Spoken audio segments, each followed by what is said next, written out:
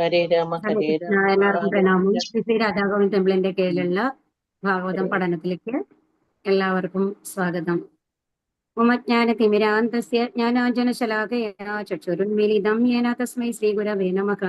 ശ്രീ ചൈതന്യ ഒരാഴ്ചത്തെ ക്ലാസ്സിലേക്ക് പോയി മനോരൂപം കഥാമഹ്യം തഥാന്തികം വന്ദേഹം ശ്രീ ഗുരു ശ്രീയുധ പദകമലം ശ്രീ ഗുരും വൈഷ്ണവാം ച ശ്രീരൂപം ഇവിടെ ഇരുന്ന് സാഗ്രജാതം ഇവിടെ ഇരുന്ന് കേട്ടോളൂ.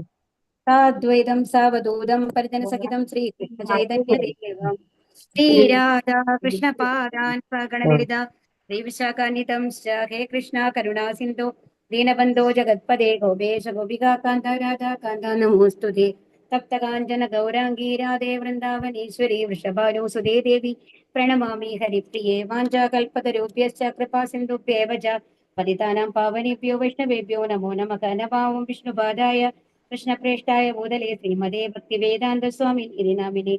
നമസ്തേ സാരസ്വതേ ദേവേ ഗൗരവാണി പ്രചാരിണേ നിർവിശേഷ ശൂന്യവാദി പാശ്ചാത്യദേശതാരിണി. നമാമം വിഷ്ണുപാദായ കൃഷ്ണപ്രേഷ്ഠായ ഭൂതലേ ശ്രീമതേ ജയപതാക സ്വാമി ഇതി നാമിനെ. നമാചാര്യപാദായ കൃപപ്രദായിനേ രാധാമതായ നഗരധാരിണി. പൊട്ടിച്ചുണ്ട്. നാരായണ നമസ്തഭ്യാം നരം ചൈവ നരോത്തമം ദേവീം സരസ്വതി അതല്ലേ വ്യാസം പൊട്ടിച്ച് അവിടെ ഉണ്ടോ പൊട്ടിച്ച്? അവിടെ ഉണ്ടെങ്കിലേ ഉള്ളൂ, വേറെ ഇല്ല. उत्तम श्लोके भक्तिर्भवति नैष्टिकी. जय श्री कृष्ण चैतन्य प्रभो नित्यानंद श्री अद्वैत गदाधर श्रीवासदि गौर भक्त वृंद. हरे कृष्ण कृष्ण कृष्ण हरे हरे हरे राम राम राम हरे हरे. ഹരേ കൃഷ്ണ. എത്രാമത്തെ ശ്ലോകമാണ്? 19ാമത്തെ ശ്ലോകല്ലേ? അതെ അതെ, 19. ഹരേ കൃഷ്ണ. ഇതുവരെ എന്താണ് പറഞ്ഞിരുന്നത്? പരീക്ഷിത് മഹാരാജാവ് മഹർഷിമാരെയൊക്കെ യഥോചിതം സ്വാഗതം ചെയ്തു. എന്നിട്ട് അവരോട് എന്താണ് റിക്വസ്റ്റ് ചെയ്യുന്നത്? ഈ ജന്മത്തില്, അതായത് ഇനിയിപ്പോ അടുത്തൊരു ജന്മം ഉണ്ടാവാം, അപ്പൊ നമ്മള് എന്താണ് ഭഗവാന്റെ അടുത്തേക്ക് പോകാനുള്ള, ഞാൻ പൂർണ്ണമായും ശരണാഗതി പ്രാപിച്ച ഒരാളാണ്. അതുകൊണ്ട് എന്താണ് പറയുന്നത് പരീക്ഷ മഹാരാജാവ്? ഞാൻ തെറ്റാണ് ചെയ്തത് അല്ലെ?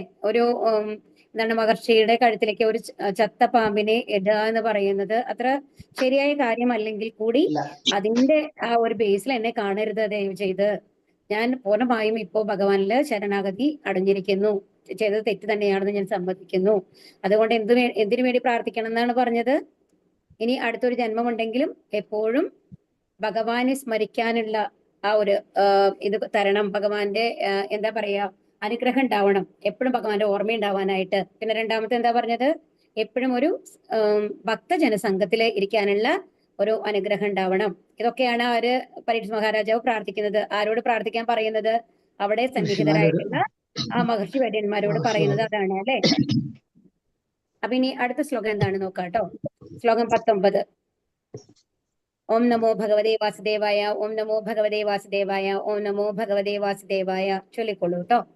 ഓം നമോ ഭഗവതേ വാസുദേവായ, ഓം നമോ ഭഗവതേ വാസുദേവായ, ഓം നമോ ഭഗവതേ വാസുദേവായ. മഹർഷയോ വൈ സമുപാഗതായേ, മഹർഷയോ വൈ സമുപാഗതായേ പ്രശസ്യ സാധ്യുത്വനുമോദമാനാഃ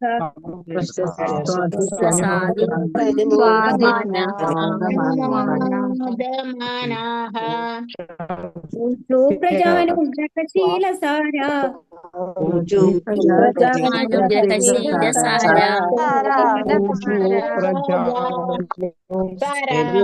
മധ്യോഗുണാഭിരൂപം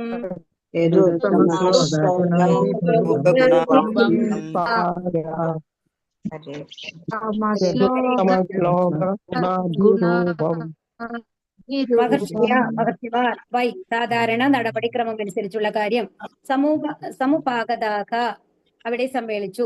ഏ ആരാണോ പ്രശസ്യ സ്തുതിഘോഷം നടത്തി സാധു സർവദാ ഉചിതമാണ്. ഇതി അപ്രകാരം അനുമോദമാനാഹ സർവസമ്മതൻ ഊചുഹു പറഞ്ഞു.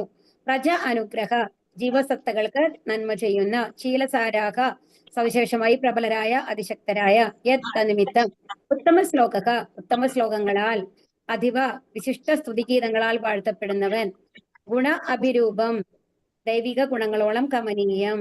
അപ്പൊ ഇവിടെ എന്താ പറയുന്നത്? ഇവിടെ എന്താ പറയുന്നത്? മഹർഷയോ വൈ സമുപാഗതാക. മഹർഷയോ വേണമെങ്കിൽ ശ്ലോകം അറിയണമെന്നുള്ള ആൾക്കാരൊന്ന് ശ്രദ്ധിച്ചോളൂ കേട്ടോ. മഹർഷയോ, ഇനി ശ്രമിക്കാം നമ്മൾക്ക് ഓരോ ശ്ലോകം പറയാനായിട്ട്. മഹർഷയോ എന്ന് പറഞ്ഞാൽ എന്താണ്? മഹർഷിമാര് അല്ലെ? ആരാണ്? സമുപാഗതായേ എന്ന് പറഞ്ഞു കഴിഞ്ഞാല് അവിടെ സന്നിഹിതരായിട്ടുള്ള മഹർഷിമാര്. പ്രശസ്യ സാധിത്വ അനുമോദമാനാക. അവരെ എങ്ങനത്തെ ഉള്ള അവരെന്താ പറയുന്നത്? പ്രശസ്യ എന്ന് പറഞ്ഞാൽ പ്രശംസിച്ചു എന്നാണ് പറയുന്നത്. നമുക്ക് മലയാളം കുറച്ചൊക്കെ വേർഡുകൾ കണക്ട് ചെയ്താൽ നിങ്ങൾക്ക് കിട്ടും കേട്ടോ. പ്രശംസിച്ചു. എന്തിനാണ് പ്രശംസിച്ചത്? സാധിത്വനുമോദനാക. സാധിത്വ എന്ന് പറഞ്ഞു കഴിഞ്ഞാൽ എന്താണ്? വളരെ നല്ലതാണ്. നമ്മൾ വെരി ഗുഡ് പറയില്ലേ? നിങ്ങൾ പറഞ്ഞ കാര്യം വളരെ എന്താണ്? നല്ലതാണ്, അത്യുത്തമമാണ് എന്ന് അവര് പ്രശംസിച്ചു ഇത്രേ. ആര്? മഹർഷിമാര്. ഊച്ചുഹു പറഞ്ഞാൽ പറഞ്ഞു എന്നാണ് അർത്ഥം കേട്ടോ. പ്രജാനുഗ്രഹ ശീലസാര യദുത്തമ ശ്ലോക ഗുണാഭിത്വം എന്ന് പറഞ്ഞു കഴിഞ്ഞാൽ എന്താണ്? ഉത്തമ ശ്ലോകം എന്ന് പറഞ്ഞു കഴിഞ്ഞാല് ആരെയാണ് ഉത്തമ ശ്ലോകങ്ങൾ കൊണ്ട് നമ്മൾ പ്രകീർത്തിക്കുക?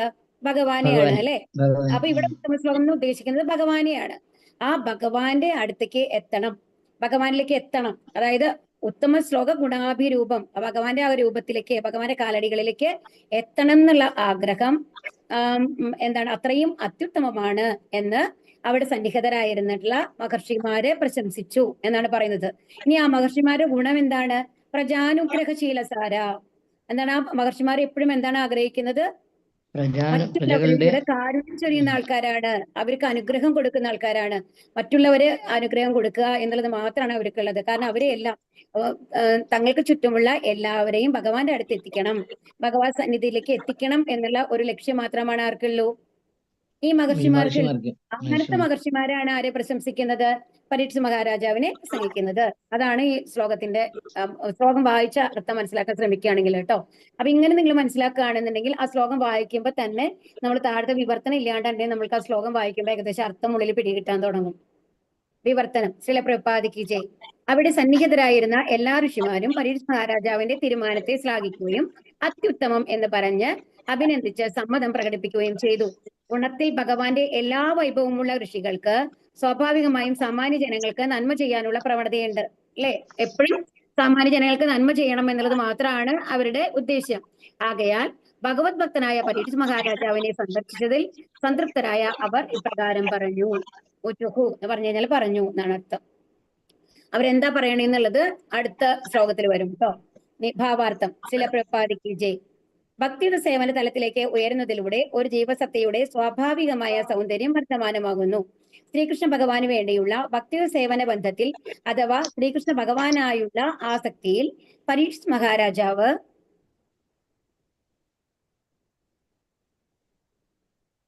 മഗ്നനായിരുന്നു.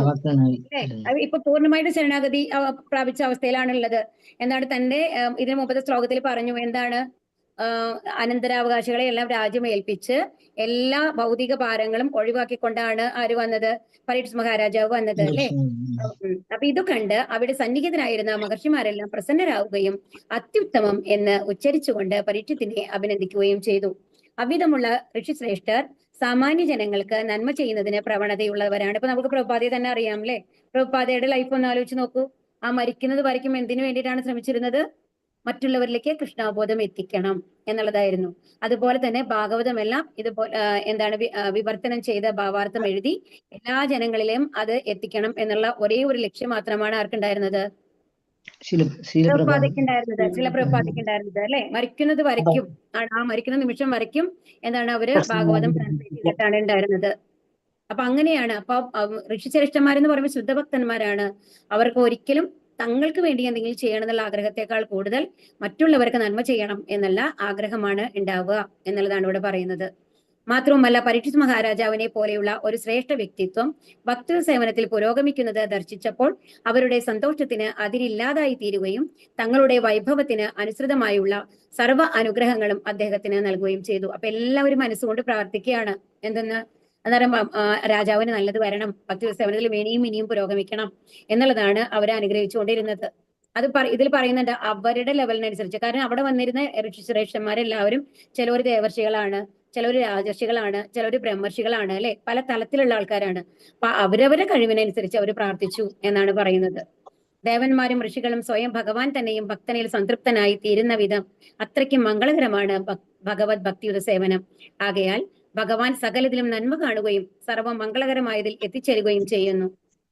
ഭക്തന്റെ പുരോഗമനപരമായ പ്രവർത്തന പഥത്തിൽ നിന്നും അമംഗളകരമായ എല്ലാ വിഷയങ്ങളും തുടച്ചു നീക്കപ്പെടുന്നു. അപ്പൊ പൂർണ്ണമായും ഒരു ശരണാഗതിയോടുകൂടി ഭഗവാനെ പ്രാപിക്കാനായിട്ട് ശ്രമിക്കുമ്പോൾ എന്തുണ്ടാവും? എല്ലാ തടസ്സങ്ങളും മാറിയിട്ട് എല്ലാം മംഗളമാറി. നമ്മള് പഠിച്ചിട്ടുണ്ട് അല്ലെ? ഭക്തിരസാമൃത സിന്ധുവിൽ ആർക്കെങ്കിലും ഓർമ്മയുണ്ടോ? ക്ലേശാഗ്നി സുഭദ ഉണ്ടല്ലോ അല്ലെ? അത് ക്ലേശാഗ്നി എന്ന് പറഞ്ഞ എന്താണ്? നമ്മുടെ മനസ്സിൽ നമ്മുടെ ജീവിതത്തിലുള്ള ക്ലേശങ്ങൾ, അതുവരെ ഒരുപാട് ബുദ്ധിമുട്ടായിട്ട് തോന്നുന്ന കാര്യങ്ങളൊക്കെ നമ്മൾക്ക് എന്തായിട്ട് തോന്നും? കുറച്ചും കൂടി നമ്മുടെ ജീവിതത്തിൽ നിന്ന് മാറുന്ന മാറിയായിട്ട് നമുക്ക് തോന്നും അല്ലെ? അതിനുശേഷം പിന്നെ എന്താ സംഭവിക്കുന്നത്? സുഭദ, എല്ലായിടത്തും പോസിറ്റീവ് ആയിട്ടുള്ള കാര്യങ്ങൾ, നല്ല നല്ല കാര്യങ്ങൾ സംഭവിക്കുന്ന മരത്തെ ഒരു ലെവൽ വരും. ഇതാണ് സാധന ഭക്തിയുടെ ഇതായിട്ട് വരിക. അത് കഴിഞ്ഞിട്ട് പിന്നെ എന്താ വരുന്നത്? സാന്ദ്രാനന്ദ ശേഷം അവസാനമാണ് പറയുന്നത്. അതിന് മുമ്പ് വരുന്നത് മോക്ഷ ലഘൂകൃതയാണ്. മോക്ഷ ലഘൂകൃത എന്ന് പറഞ്ഞാൽ എന്താണ്? അങ്ങനത്തെ ശുദ്ധഭക്തന്റെ ലെവലിലേക്ക് വരുമ്പോ ആ രുചിയൊക്കെ വരും ഭഗവാനെ പ്രാപിക്കാനായിട്ടുള്ളത് അല്ലെ? അപ്പം അവർക്ക് എന്താണ് തോന്നുക? നമ്മൾക്ക് മോക്ഷമൊന്നും വേണ്ട. ഇപ്പോഴും അവരെന്താണ് ആഗ്രഹിക്കുന്നത്? ഭഗവാന്റെ പാതാരവിധങ്ങളിൽ എത്തണം, ഭഗവാന്റെ സേവനം ചെയ്യണം എന്നുള്ളത് മാത്രമാണ് അവർ ആലോചിക്കുക. നല്ല ലെവലിൽ ഇത് ദുർലഭമാണ്. ഇത് അത്ര എളുപ്പമാണോ ആ ലെവലിലേക്ക് എത്തുക എന്ന് പറയുന്നത്? ഭാവ സ്റ്റേജ് അല്ലെങ്കിൽ പ്രേമ സ്റ്റേജിൽ എത്തുക എന്ന് പറയുന്നത് അല്ല അല്ലേ? അത് വളരെ റയർ. നമ്മൾ ബഹൂനാം ജന്മനാമന്തേ ജ്ഞാനവാൻമാ പ്രപദ്യതേ വാസുദേവ സർവമിതി സമഹാത്മാ ദുർലഭ. അത് വളരെ ദുർലഭമാണ് ആ ലെവലിലേക്ക്. എന്തുകൊണ്ടാണ് അത് ദുർലഭമായിട്ടുള്ളത്? എന്തുകൊണ്ടാണ് എല്ലാവർക്കും അത് കിട്ടില്ല, അത് വളരെ ബുദ്ധിമുട്ടാണ് എന്ന് പറയുന്നത് എന്തുകൊണ്ടാണ്? അതിന്റെ അടുത്ത ഇതെന്ന് പറയുന്നത് എന്താണ്? അതിൽ നമ്മൾക്ക് എപ്പോഴും പരമാനന്ദാണുള്ളത്. സാന്ദ്രാനന്ദ വിശേഷമായി എല്ലാത്തിനും നമ്മൾ സന്തോഷം കണ്ടെത്തും എന്നുള്ളതാണ്. നമുക്ക് ദുഃഖമില്ല. കാരണം ഇപ്പോഴും നമ്മൾ ഭഗവാനെ നേരിൽ കാണുകയാണ് ചെയ്യുന്നത്. ആ ഒരു ഭാവ സ്റ്റേജിൽ എത്തുന്ന ആൾക്കാർക്ക് എക്സ്റ്റസി നമ്മൾ പറയാറുണ്ട് അല്ലെ? ഉന്മാദാവസ്ഥ വരാറുണ്ട്. സാത്വിക വികാരങ്ങൾ. ചൈതന്യ മഹാപ്രഭുവിന്റെ കാര്യത്തിലൊക്കെ നമ്മൾ പലപ്പോഴും കണ്ടിട്ടുണ്ട്. ആദ്യം എവിടെയാണ്? ജഗന്നാഥപുരിയിൽ പോയിരിക്കുമ്പോ ബോധം കെട്ട് വീണ് കഴിഞ്ഞിട്ട് സാർവഭൗമ ഭട്ടാചാര്യരെ വീട്ടിലേക്ക് കൊണ്ടുവരേണ്ടത്. ആ കഥയൊക്കെ നിങ്ങൾ കേട്ടിട്ടുണ്ടാവും അല്ലെ? അറിയില്ലേ? കഥയില്ലേ?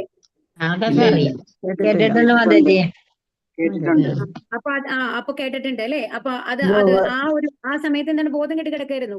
പിന്നെ എങ്ങനെയാണ് ഉണർന്നത്? ഹരേകൃഷ്ണ മന്ത്ര ജപം കേട്ടിട്ടാണ് അല്ലെ? ഭക്തന്മാരുടെ അവരുടെ എന്താണ് നിത്യാനന്ദ അവരൊക്കെ ചുറ്റും കൂടി നിന്ന് ഹരേകൃഷ്ണ മന്ത്രം ജപിക്കുമ്പോഴാണ് ആർക്ക്? ചൈതന്യ മഹാപ്രഭുവിന് വീണ്ടും ബോധം വരുന്നത് അല്ലെ? അതുപോലെ തന്നെ വീണ്ടും ഒരു ഘട്ടത്തില് അദ്ദേഹത്തിന്റെ നിറം തന്നെ മാറും എന്നാണ് പറയുന്നത്. എന്താണ്? ചുവന്ന നിറമായിട്ട് മാറും എന്നൊക്കെ ഒരു ഇതിൽ കാണാൻ പറ്റും. നമ്മൾക്ക് അങ്ങനെ പല ചൈതന്യ ചരിതാമൃതത്തിലെ പല ഘട്ടങ്ങളിലെ പല തരത്തില് ഉന്മാദാവസ്ഥയിൽ നമ്മൾക്ക് ചൈതന്യ മഹാപ്രഭുവിനെ കാണാനായിട്ട് സാധിക്കും. അതുപോലെ ആരാണ്? യമുനാ നദിയാണ് എന്ന് പറഞ്ഞിട്ട് കടലിലേക്ക് എടുത്തു ചാടുന്നത്. നരസിംഹ ഭവാനെ കണ്ടു എന്ന് പറഞ്ഞിട്ട് പോകുന്നത്. അങ്ങനെ കുറെ ഇതുണ്ട്, ലീലകളുണ്ട് ചൈതന്യ മഹാപ്രഭുവിന്റെ. അതിലൊക്കെ ഉന്മാദാവസ്ഥയാണ് പറയുക. അത് കഴിഞ്ഞിട്ട് പിന്നെ അവസ്ഥ എന്താണ്? എന്തുകൊണ്ടാണ് ഇത് എല്ലാവർക്കും ലഭിക്കാത്തത്? അപ്പോ കൃഷ്ണാകർഷണി എന്നാണ് അവസാനത്തെ. കൃഷ്ണാകർഷണി എന്ന് പറഞ്ഞാൽ പ്രേമഭക്തിയാണ് അല്ലേ? ആ പ്രേമഭക്തിയിൽ എത്തുമ്പോ എന്താ ഉണ്ടാവുന്നത്? ഭഗവാൻ ആ ഭക്തന്റെ ദാസനാവുകയാണ് ചെയ്യണത്. അതായത് ആ ഭക്തന് വേണ്ടി ഭഗവാൻ ഏത് ലെവലിൽ വേണമെങ്കിലും പോകും എന്നുള്ളതാണ്. ഇപ്പൊ അർജുനന് വേണ്ടിയിട്ട് തന്നെ ഒന്ന് ആലോചിച്ച് നോക്കൂ അല്ലെ? തേരാളിയായി. അതുപോലെ തന്നെ യുധിഷ്ഠിരന് വേണ്ടി എന്തിനു വേണ്ടി അതായിട്ട് പോയത്? ദൂത് പോയി അല്ലെ? ഒരു മെസ്സഞ്ചർ ആയിട്ട് പോയി. അങ്ങനെ പല കാര്യങ്ങളും നമുക്ക് കാണാം ഭക്തന്മാർക്ക് വേണ്ടി ചെയ്യുന്നത്. സുധാമയ്ക്ക് വേണ്ടിയിട്ട് എന്താ ചെയ്തത്? എല്ലാ ഭൗതിക ഐശ്വര്യങ്ങളും കൊടുത്തു അല്ലെ? അപ്പം ആ ഒരു ശുദ്ധ ഭക്തന്മാർക്ക് വേണ്ടിയിട്ട് ഏത് ലെവലിൽ വരെ ഇറങ്ങാനും ഭഗവാൻ തയ്യാറാണ്. അവർക്ക് വേണ്ടി എന്ത് ചെയ്യാനും. അപ്പൊ ആ ലെവല് വരണമെന്നുണ്ടെങ്കിൽ എങ്ങനെ ഉണ്ടാവണം ആ ഭക്തി? ആ ഭക്തി എല്ലാവർക്കും അങ്ങനെ വെറുതെ കൊടുക്കുവോ? അതാണ് നമ്മൾ ഡയമണ്ടിന്റെ ഷോപ്പിൽ പോയി കഴിഞ്ഞാൽ ആൾക്കാർ കുറവാണ്. എന്താ കാരണം? വില കൂടുതലാ. സ്വർണ്ണക്കടയിലും അങ്ങനെയാവും കേട്ടോ. സ്വർണ്ണത്തിന് വില കൂടിയ കാരണം കൊണ്ട്. ഒരു വെള്ളിയുടെ കട വെക്കണേക്കാളും നല്ല തിരക്കുണ്ടാവാം. പക്ഷെ സ്വർണ്ണത്തിന്റെ കടയിൽ അത്രയ്ക്ക് ആൾക്കാരുണ്ടാവില്ല. കാരണം അത് വാങ്ങാനില്ലാത്ത കൊണ്ട് സാധിക്കില്ല അല്ലെ? അത് കഴിഞ്ഞിട്ട് രത്നത്തിന്റെ കടയാകുമ്പോഴോ വീണ്ടും ആൾക്കാർ കുറയും. എന്താ കാരണം? അത് അത്രയും വില പിടിച്ചതാണ്. അപ്പൊ വില പിടിച്ച സാധനങ്ങൾ കിട്ടുകയാണെന്നുണ്ടെങ്കിൽ എന്താണ്? അത്ര എളുപ്പമല്ല. അതാണ് ഇവിടെ പറയുന്നത്. അത് അത്ര എളുപ്പമല്ല എന്നുള്ളതാണ്. ആകയാൽ ഭഗവാൻ സകലത്തിലും നന്മ കാണുകയും സർവ്വമംഗളകരമായതിൽ എത്തിച്ചേരുകയും ചെയ്യുന്നു. ഭക്തന്റെ പുരോഗമനപരമായ പ്രവർത്തന പദത്തിൽ നിന്നും അമംഗളകരമായ എല്ലാ വിഷയങ്ങളും തുടച്ചു നീക്കപ്പെടുന്നു. ഇതാണ് സുഭദ എന്ന് പറയുന്നത്. മരണസമയത്ത് എല്ലാ മഹർഷിമാരും സമ്മേളിച്ചത് പരീക്ഷ മഹാരാജാവിനെ സംബന്ധിച്ചിടത്തോളം നിശ്ചയമായും ശുഭമായിരുന്നു. ആകയാൽ യഥാർത്ഥത്തിൽ ബ്രാഹ്മണ ബാലന്റെ ശാപത്താൽ അദ്ദേഹം അനുഗ്രഹിക്കപ്പെടുകയാണ് ചെയ്തത്. അപ്പൊ എന്താ ഉണ്ടായത്? അത്രയും മഹർഷിമാരുടെ അനുഗ്രഹമാണ്, ശുദ്ധഭക്തന്മാരുടെ അനുഗ്രഹമാണ് ആർക്ക് ലഭിച്ചത്? പരീക്ഷ മഹാരാജാവിനെ രക്ഷിച്ചത്. അത് അതിനെന്താ കാരണം? ഈ ബ്രാഹ്മണപാലന്റെ ശാപാണ് അല്ലെ? അല്ലെങ്കിൽ രാജാവിന്റെ അടുത്തേക്ക് ആരും വന്നിട്ടുണ്ടാവില്ല. കാരണം എന്താണ്? ഇതിനു മുമ്പ് നമ്മൾ പറഞ്ഞു എന്താണ്, പണമുള്ള ആൾക്കാരുടെ അടുത്തേക്ക് ആര് വരില്ല? സന്യാസിമാര് വരില്ല. അവര് പണത്തെയും സ്ത്രീകളെയും അകറ്റി നിർത്തും എന്നാണ് പറയുന്നത്. നമ്മൾ ഇതിനു മുമ്പത്തെ ശ്ലോകത്തിൽ എക്സ്പ്ലെയിൻ ചെയ്തതാണ്. പ്രതാപരുദ്ര മഹാരാജാവിന്റെ കഥ നമ്മൾ പറഞ്ഞതല്ലേ? ഹരേ കൃഷ്ണ. ശ്ലോകം 20. ഓം നമോ ഭഗവതേ വാസുദേവായ. ഓം നമോ ഭഗവതേ വാസുദേവായ. ഓം നമോ ഭഗവതേ വാസുദേവായ. ഭഗവതേ വാസുദേവായ. ഭഗവതേ വാസുദേവായ. ഭഗവതേ വാസുദേവായ. ഭഗവതേ വാസുദേവായ.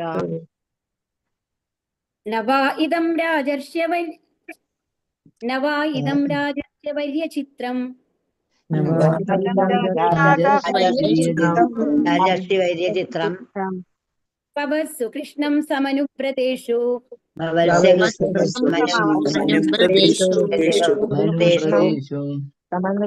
വ്യാസനം രാജകിരീടജുഷ്ടം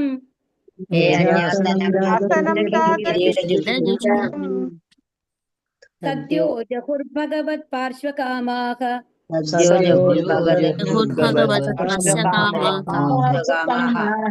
ഹരേ കൃഷ്ണ. ഹരേ കൃഷ്ണ. ഇവിടെ എന്താ പറയുന്നത്? ന അല്ലെങ്കിൽ വാ ഇതുപോലെ, ഇതം ഇത്, രാജർഷി വരിയ പ്രമുഖൻ, ചിത്രം അത്ഭുതപ്പെടുത്തുന്നു, ഭവത്സു അങ്ങേക്കെല്ലാവർക്കും, കൃഷ്ണ ശ്രീകൃഷ്ണ ഭഗവാൻ, സമനുപ്രദേശു കണിശമായി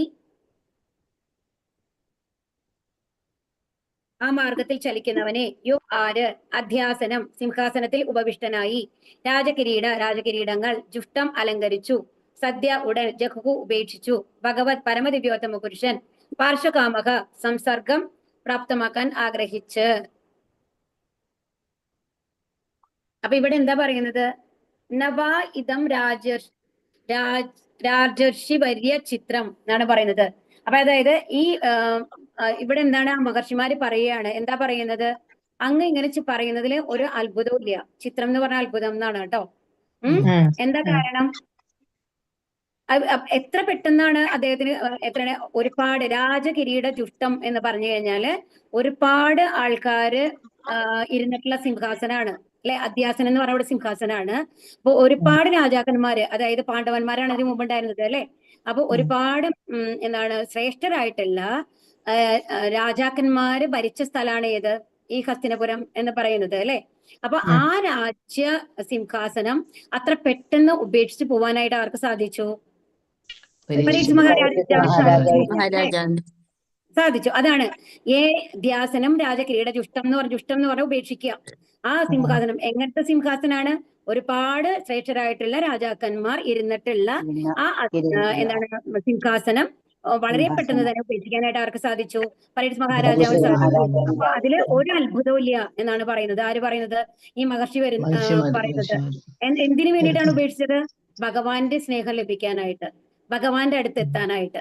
അപ്പൊ ഭഗവാന്റെ അടുത്ത് എത്താനായിട്ട് ഈ എത്രയോ ആൾക്കാരെ അലങ്കരിച്ചിട്ടുള്ള എന്താണ് ആ സിംഹാസനം അത്ര പെട്ടെന്ന് ഉപേക്ഷിക്കാനായിട്ട് പരീക്ഷിത് മഹാരാജാവിന് സാധിച്ചതിൽ ഒരു അത്ഭുതവും ഇല്ല എന്നുള്ളതാണ് ആര് പറയുന്നത്? ഈ മഹർഷി പര്യന്മാര് പറയുന്നത്. വിവർത്തനം. ശ്രീല പ്രഭുപാദിക്ക് ജയ്. മഹർഷിമാർ പറഞ്ഞു, ശ്രീകൃഷ്ണ ഭഗവാന്റെ ഭഗവത് മാർഗത്തിൽ ചലിക്കുന്ന പാണ്ഡവകുലത്തിലെ സർവ്വരാജർഷികളിൽ വെച്ച് ഏറ്റവും പ്രമുഖനായ ഹേ പരീക്ഷിത് മഹാരാജാവെ, പരമദിവ്യോത്തമ പുരുഷന്റെ ശാശ്വത ബന്ധം പ്രാപ്തമാക്കാനായി നിരവധി രാജാക്കന്മാരുടെ ശിരോരത്നങ്ങളാൽ അലങ്കൃതമായ സിംഹാസനം അങ്ങ് ഉപേക്ഷിച്ചതിൽ ഒട്ടും അത്ഭുതമില്ല.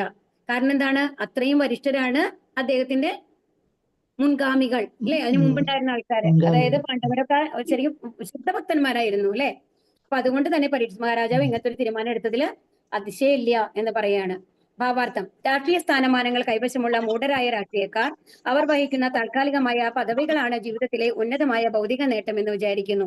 അത് നമ്മുടെ ഇന്നത്തെ കാലവുമായിട്ട് കമ്പയർ ചെയ്യാണ് കേട്ടോ. അപ്പൊ ഇന്നത്തെ കാലത്ത് എങ്ങനെയാണ്? അതില് ഇരുന്ന് കഴിഞ്ഞാൽ അട്ടയെ പോലെ ഒട്ടുകയാണ് ചെയ്യുക അല്ലെ? പുറത്തേക്ക് വരാൻ ഭയങ്കര ബുദ്ധിമുട്ടാണ് എല്ലാവർക്കും.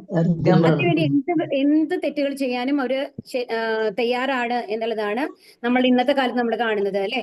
അതുകൊണ്ട് ഭഗവാന്റെ സനാതന ധാമത്തിൽ അദ്ദേഹത്തിന്റെ സഹചരന്മാരിൽ ഒരാളായി മോക്ഷം പ്രാപ്തമാക്കുകയാണ് ജീവിതത്തിന്റെ പരമലക്ഷ്യമെന്ന് മനസ്സിലാക്കാതെ അന്ത്യനിമിഷം വരെ അവർ ആ പദവിയിൽ അള്ളിപ്പിടിച്ചിരിക്കുന്നു. ഈ ലക്ഷ്യം പ്രാപ്തമാക്കുകയാണ് മാനവ ജീവിതത്തിന്റെ ഉദ്ദേശം. അപ്പൊ ശരിക്കുള്ള മാനവ ജീവിതത്തിന്റെ ഉദ്ദേശം എന്ന് പറയുന്നത് ഭഗവത്ധാമത്തിലേക്ക് തിരിച്ചു പോവുകയാണ്. അത് മനസ്സിലാക്കാതെ ഇന്നത്തെ ഉള്ള ആൾക്കാർ എന്താ ചെയ്യുന്നത്? രാഷ്ട്രീയത്തിലുള്ള ആൾക്കാര് മരിക്കുന്നത് വരയ്ക്കും ആ എന്താണ് പദവി കെട്ടിപ്പിടിച്ചിരിക്കണം എന്ന് വിചാരിക്കുകയാണ് ചെയ്യണത്. ഈ ലക്ഷ്യം ഇനി പരമപുരുഷനിലേക്ക് ഭഗവാന്റെ സനാതനമായ ധാമത്തിലേക്ക് മടങ്ങി പോവുകയാണ് പരമമായ സംപ്രാപ്തി എന്ന് ഭഗവാൻ നമ്മെ ഭഗവത്ഗീതയിൽ നിരവധി തവണ ഉദ്ബോധിപ്പിക്കുന്നു. ഭഗവത്ഗീതയിൽ പലതവണ നമ്മളോട് പറഞ്ഞിട്ടുണ്ട് അല്ലെ? എസ്പെഷ്യലി എന്താണ് അന്ധകാലേച്ച മാമേവ, അതുപോലെ പിന്നെന്താണ് സർവധർമാൻ പരിത്യജ്യ, അതുപോലെ തന്നെ ഒരുപാട് ശ്ലോകങ്ങളിൽ നമ്മളോട് പറയുന്നുണ്ട് ഭഗവാനിക്ക് തിരിച്ചു വരണം തിരിച്ചു വരണം തിരിച്ചു വരണം എന്നുള്ളത് അല്ലെ. അപ്പൊ നരസിംഹ ഭഗവാനോട് പ്രാർത്ഥിക്കുന്ന വേളയിൽ പ്രഹ്ലാദ മഹാരാജാവ് ഇപ്രകാരം പറഞ്ഞു: അല്ലയോ എന്റെ ഭഗവാനെ, ഭൗതികമായ ജീവിതശൈലിയെ ഞാൻ അത്യന്തം ഭയപ്പെടുന്നു.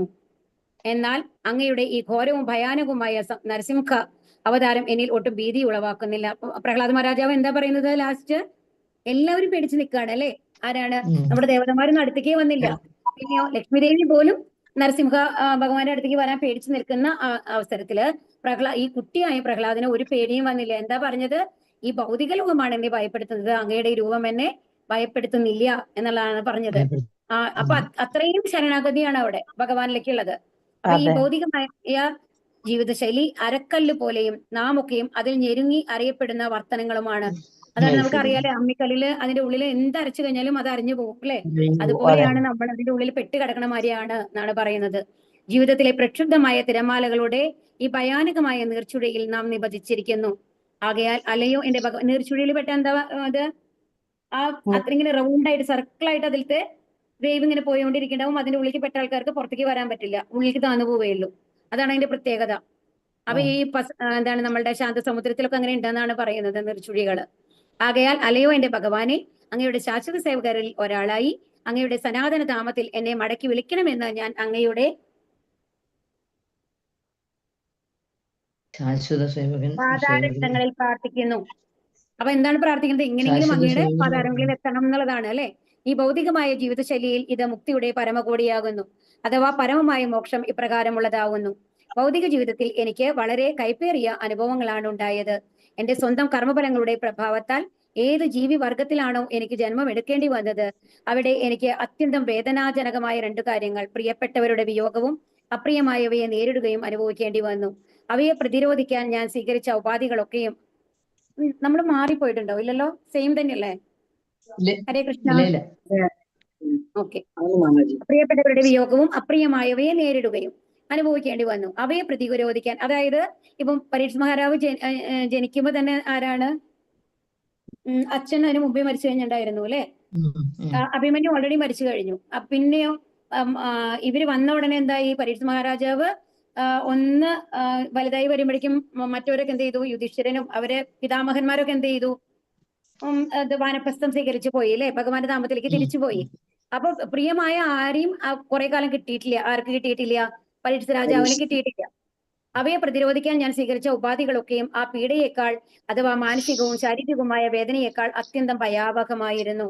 അപ്പൊ ഇവിടെ പറയണെന്താണെന്നുണ്ടെങ്കിൽ അതിൽ നിന്നൊക്കെ മോചനം നേടാനായിട്ട് ഞാൻ സ്വീകരിച്ച ഉപാധികളൊക്കെ അതിനേക്കാളും പേടിപ്പിക്കുന്നത്. കാരണം ഭൗതികതയിൽ മുഴുകിയായിരുന്നു എന്നാണ് ഇവിടെ പറയുന്നത് കേട്ടോ. അതിനാൽ ഞാൻ ഒരു സ്ഥാനത്ത് നിന്ന് മറ്റൊരു സ്ഥാനത്തേക്ക് ജന്മജന്മാന്തരമായി പ്ലവനം ചെയ്തു.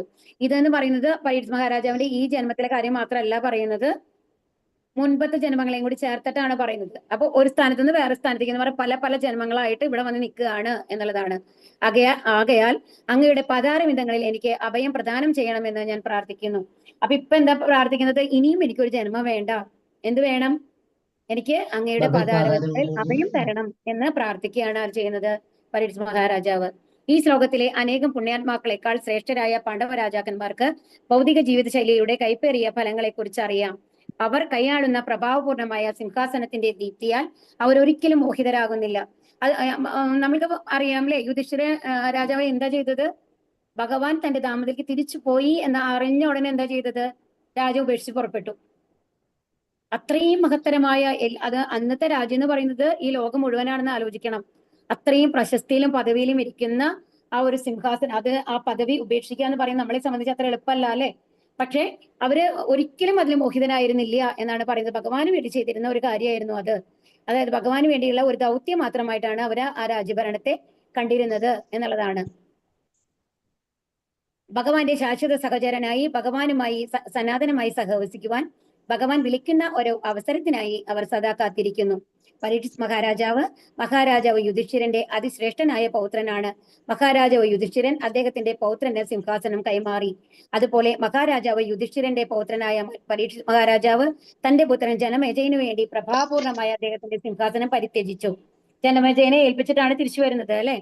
ആ രാജവംശത്തിലെ എല്ലാ രാജാക്കന്മാരുടെയും രീതിയാണത്. എന്തെന്നാൽ അവരെല്ലാവരും കണിശമായി ശ്രീകൃഷ്ണ ഭഗവാന്റെ മാർഗത്തിൽ ചലിക്കുന്നവരാണ്. ആകയാൽ ഭഗവത് ഭക്തർ ഒരിക്കലും ഭൗതിക ജീവിതത്തിന്റെ ദീപ്തിയിൽ മോഹിക്കാത്തവരാണ്. അപ്പൊ നമ്മൾ പലരും പല ജോലികൾ ചെയ്യുന്ന ആൾക്കാരായിരിക്കും, പല കർമ്മങ്ങൾ ഉണ്ടാവും. ചിലവർ ഒരു ടീച്ചറായിരിക്കാം, ചിലവർ വന്നു കഴിഞ്ഞിട്ട് വീട്ടമ്മമാരായിട്ട് കർമ്മങ്ങൾ അനുഷ്ഠിക്കുന്നവരായിരിക്കാം, ചിലവർ വന്നു കഴിഞ്ഞിട്ട് ഒരു വക്കീലായിരിക്കാം, ചിലർ ഡോക്ടറായിരിക്കാം, പല പദവിയിലിരിക്കുന്ന ആൾക്കാരുണ്ടാവും അല്ലെ. പക്ഷെ ഇതിൽ എന്താണ് നമ്മൾ പറഞ്ഞു തരേണ്ടതെന്നുണ്ടെങ്കിൽ ആ പദവി ഭഗവാന്റെ സേവനമായിട്ട് കാണുക. ഏത് സമയം വരയ്ക്കാണ് ഭഗവാൻ നമുക്ക് അനുവദിച്ചു തന്നിട്ടുള്ളത് ആ സേവനം ചെയ്യണം. അത് കഴിഞ്ഞിട്ട് എന്ത് വേണം? ഭഗവാന്റെ അടുത്ത് എത്താനുള്ള പ്രയത്നത്തിൽ മുഴുകണം എന്നുള്ളതാണ്.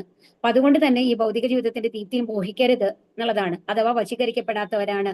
മാത്രവുമല്ല അവർ കൃത്രിമമായ വസ്തുക്കളിലും വിഷയങ്ങളിലും മായികമായ ഭൗതിക ജീവിത ശൈലിയിലും നിത്യമായ ഭൗതിക ജീവിതത്തിലും ബന്ധിതരാകാതെ അഥവാ ആസക്തിയില്ലാതെ നിഷ്പക്ഷമായി ജീവിക്കുന്നു. അപ്പൊ അതുകൊണ്ട് തന്നെ അവർക്ക് എപ്പോ വേണമെങ്കിലും ഇറങ്ങിപ്പോരാം. ഇപ്പൊ ഇനി മതി, നിങ്ങൾ ഭരിച്ചത് മതി എന്ന് പറഞ്ഞാൽ സന്തോഷമായിട്ട് അവർ ഇറങ്ങിപ്പോരും എന്നുള്ളതാണ്. മനസ്സിലാവുണ്ടോ? ഭഗവാന്റെ ഒരു നിർദ്ദേശം കിട്ടാൻ വേണ്ടിയിട്ട് അവർ വെയിറ്റ് ചെയ്യാണ് എന്നുള്ളതാണ് പറയുന്നത്. ആ ഒരു രീതിയിലാണ് നമ്മളും നമ്മളുടെ ജീവിതത്തിലുള്ള ഓരോ കാര്യങ്ങളെയും കാണേണ്ടത് എന്നുള്ളതാണ്. ഓവറായിട്ട് ഏതിലും എന്താ നമ്മൾ പറയുക, അറ്റാച്ച്മെന്റ് ഉണ്ടാവാൻ പാടില്ല എന്നുള്ളതാണ്. ഹരേ കൃഷ്ണ. സമയത്തെയായി ശ്ലോകം വായിച്ചു നിർത്താട്ടോ. ശ്ലോകം 21. ഓം നമോ ഭഗവതേ വാസുദേവായ, ഓം നമോ ഭഗവതേ വാസുദേവായ, ഓം നമോ ഭഗവതേ വാസുദേവായ. നമോ ഭഗവതേ വാസുദേവായ, ഓം നമോ ഭഗവതേ വാസുദേവായ.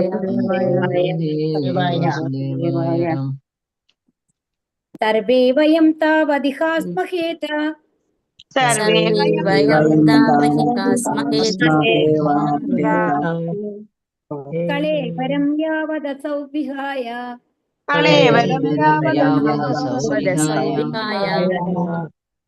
ലോകം പരം വിരജസ്കം വിശോകം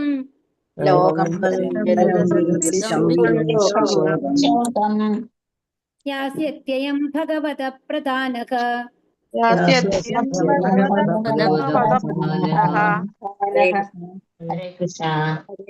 സർവേ എല്ലാം വയം നാം താവത് അത്രത്തോളം ഇഹ ഈ സ്ഥലത്ത് ആസ്മഖെ കാത്തു നിൽക്കും. അതാ ഇതിനുശേഷം കളേവരം ശരീരം യാവത് അതുവരെ അസൗ രാജാവ് വിഹായ ഉപേക്ഷിക്കുന്നു ലോകം പരം പരമമായ വിരജസ്കം ലൗകിക മാലിന്യങ്ങളിൽ നിന്നും പൂർണ്ണ വിമുക്തനായി വിശോകം എല്ലാവിധ പരിദേവനങ്ങളിൽ ശോകങ്ങളിൽ നിന്നും പൂർണ്ണമുക്തനായി യാസ്യതി മടങ്ങിപ്പോകുന്നത് അയം ഈ ഭാഗവത ഭക്തൻ പ്രധാനക ഉത്കൃഷ്ടം. വളരെ മനോഹരമായിട്ടുള്ള ഒരു ശ്ലോകമാണ് കേട്ടോ ഇത്. സർവേ വയം യാവത് വികാസ്മഹേത എന്നാണ് പറയുന്നത്. എന്താ പറയാ എന്നത് അവര് യാവദസൗ വിഹായ എന്നാണ് പറയുന്നത്. കളേവരം, അതായത് പരീക്ഷിത് മഹാരാജാവിന്റെ കളേവരം എന്ന് പറഞ്ഞ ശരീരം. യാവദസൗ വിഹായ എന്ന് പറഞ്ഞാൽ എന്താ അർത്ഥം? അത് ഉപേക്ഷിക്കുന്നത് വരെ. അതായത് ആ ശരീരം ഉപേക്ഷിച്ചിട്ട് എവിടേക്കാണ് പോവാൻ പോകുന്നത്? ലോകം പരം ലോകത്തേക്കാണ് പോകാൻ പോകുന്നത്. പരം ലോകം എന്ന് പറഞ്ഞു കഴിഞ്ഞാൽ ഭഗവാന്റെ ധാമം എന്നാണ് അർത്ഥം. ഉത്കൃഷ്ടമായ സ്ഥലത്തേക്ക്. ആ സ്ഥലത്തിന്റെ പ്രത്യേകത എന്താണ്? വിരജസ്കം എന്ന് പറഞ്ഞാൽ രജോ ഗുണത്തിൽ നിന്ന് മേലെ പോയിട്ട്. രജോ ഗുണത്തിലുള്ള ആൾക്കാർക്ക് ഭഗവാന്റെ ധാമത്തിലേക്ക് പോകാൻ പറ്റുമോ? ഇല്ല. അതിന് സത്വഗുണത്തിൽ പോയി വിശുദ്ധ സത്വത്തിൽ എത്തിയാലാണ് ഭഗവാന്റെ. അവിടെ രജോ ഗുണം എന്ന് പറയുന്നത് ഇല്ല. നമ്മളിൽ അധികം പേര് രജോ ഗുണത്തിലാണ് ഉള്ളത്. അതുകൊണ്ടാണ് വിരജസ്കം എന്ന് പറഞ്ഞിട്ടുള്ളത് കേട്ടോ. ഇനി വിശോകം എന്ന് പറഞ്ഞാൽ എന്താണ്? ദുഃഖങ്ങളെ ഇല്ലാത്ത സ്ഥലമാണ് അത്. ഓക്കെ, അങ്ങനത്തെ. അപ്പൊ ഇവര് മഹർഷിമാർ എന്താ പറയുന്നത്? എന്താണ് കളേവരം, അതായത് പരീക്ഷിത് മഹാരാജാവ് എന്താണ് തന്റെ ശരീരം ഉപേക്ഷിച്ചിട്ട് എവിടേക്ക് പോകുന്നു? ആ ഭഗവത് ധാമത്തിലേക്ക് എത്തുന്നത് വരയ്ക്കും എന്താ ചെയ്യാൻ പോകുന്നത് അവര്? സർവേ വയം താവദിഹാസ്മഹേത, ഞങ്ങൾ ഇവിടെ വെയിറ്റ് ചെയ്യാം എന്നാണ് പറയണത്. ഞങ്ങൾ അത് വരയ്ക്കും നിങ്ങളെ വിട്ടുപോവില്ല ഏതാണ് ഭഗവാന്റെ ധാമത്തിലേക്ക് അങ്ങ് പോകുന്നത് വരയ്ക്കും ഞങ്ങൾ എല്ലാവരും ഇവിടെ അങ്ങയുടെ ഒപ്പം ഉണ്ടാവും എന്നുള്ളത് ആര് പറയുന്നു? ഈ മഹർഷിമാരൊക്കെ പരസ്പരം പറയുകയാണ്. നമ്മളെല്ലാവരും കാത്തു നിൽക്കും അത് വരയ്ക്കും എന്നുള്ളത്. ആസ്മഖേ എന്ന് പറഞ്ഞു കഴിഞ്ഞാൽ കാത്തു നിൽക്കും എന്നുള്ളതാണ്. ഇത്ര മനോഹരമാണ് അല്ലെ? ഒരാളുടെ മരിക്കാൻ നിൽക്കുമ്പോ കൂടെ അത്രയും ആൾക്കാര് അദ്ദേഹത്തിന് വേണ്ടി പ്രാർത്ഥിച്ചുകൊണ്ട് അദ്ദേഹത്തിന്റെ ഭഗവത്ധാമത്തിൽ എത്തിക്കാൻ വേണ്ടിയുള്ള എല്ലാ കാര്യങ്ങൾക്കും വേണ്ടി മുൻതൂക്കം കൊടുത്തുകൊണ്ട് ഭഗവാന്റെ പ്രാർത്ഥനയിൽ മുഴുകി കൂടെ ഉണ്ടാവുക എന്ന് പറയുന്നത് എത്ര വലിയ കാര്യമാണെന്ന് ആലോചിച്ച് നോക്കൂ. നമ്മൾ മരിക്കേണ്ട ശരിക്കും പരീക്ഷ മഹാരാജാവ് അല്ലെങ്കിൽ മരിക്കുമ്പോഴോ രാജകൊട്ടാരത്തിലുള്ള ആരെങ്കിലും ഒരാളാണ് ഉണ്ടായിട്ടുണ്ടാവുക, ആരെങ്കിലും കുറച്ച് പേരാണ് ഉണ്ടായിട്ടുണ്ടാവുക അല്ലെ കൂടെ. ഇതിപ്പോ എത്രയും ആൾക്കാരാണ് ഈ 3 ലോകങ്ങളിലുള്ള പ്രപഞ്ചത്തിൽ എല്ലായിടത്തും ഉള്ള മഹർഷിവര്യന്മാര് മുഴുവൻ ആർക്ക് വേണ്ടിയിട്ട് വന്നിക്കുകയാണ്? പരീക്ഷ മഹാരാജാവിന് വേണ്ടി വന്നിട്ട് അദ്ദേഹത്തിന്റെ കൂടെ നിൽക്കുകയാണ്. ഭഗവാന്റെ ഉത്കൃഷ്ട ഭക്തനായ പരീക്ഷ മഹാരാജാവ് എല്ലാ ഭൗതിക മാലിന്യങ്ങളിൽ നിന്നും പരിദേവനങ്ങളിൽ നിന്നും പൂർണ്ണ മുക്തനായിട്ട്, അതാണ് ഭൗതിക മാലിന്യങ്ങൾ ഉണ്ടാവില്ല, ദുഃഖങ്ങളില്ല, ആ ഒരു അവസ്ഥയിലേക്ക് പൂർണ്ണമുക്തനായി പരമലോകത്തിലേക്ക് മടങ്ങുന്നത് വരെ ഞങ്ങൾ എല്ലാവരും ഇവിടെ കാത്തു നിൽക്കും എന്ന് പറയുകയാണ്. ഹരേ കൃഷ്ണ. സമയം ഇന്നാളെടുത്തു കേട്ടോ. നാളെ പറയും. ഹരേ കൃഷ്ണ. ഹരേ കൃഷ്ണ. മാതാജി. വൈഷ്ണവേഭ്യോ നമോ നമഃ. ഹരേ കൃഷ്ണ മാതാജി. ഗൗരപ്രേമാനന്ദേ. ഹരേ കൃഷ്ണ. എല്ലാവർക്കും ഹരേ കൃഷ്ണ.